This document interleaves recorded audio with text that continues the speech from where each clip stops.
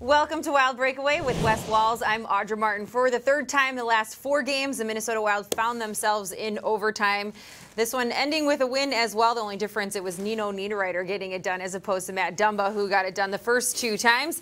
But it was a good effort for the Minnesota Wild after watching a 3-0 lead slip away to battle back in overtime and close out this 3-game road trip with the victory. Yeah, Bruce Boudreau talked about winning the week, and that's exactly what the Minnesota Wild did. Anytime you go on the road, you want to try to finish above 500. The Wild come out in the first period a little bit sloppy in the first period.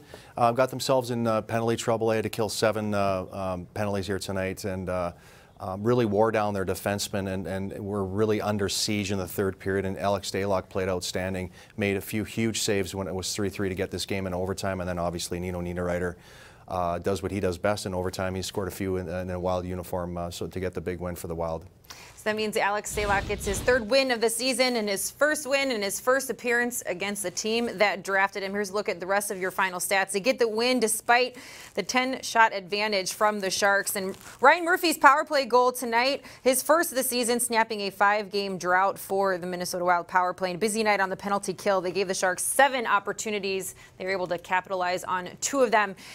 Tough to see that lead slip away, but Bruce Boudreau overall happy with the effort from his team.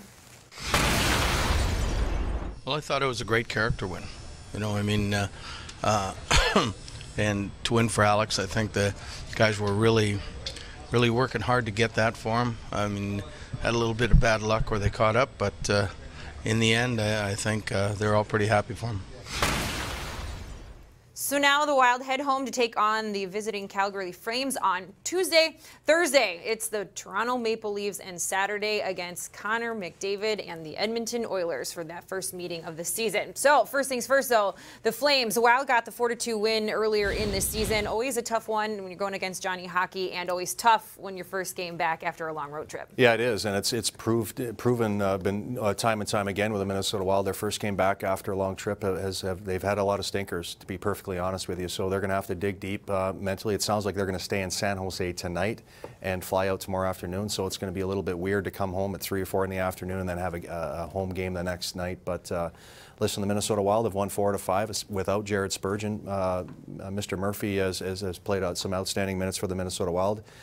Hopefully they can at least win 2 out of these 3 at home, and if they do, there's a good chance that we might see them in the top 8. So that's going to be fun to see. All right, we'll see if they can get it done Tuesday night against Calgary. We look forward to seeing you then. In the meantime, for Wes Walz, I'm Audra Martin. Thanks for joining us on Wild Breakaway.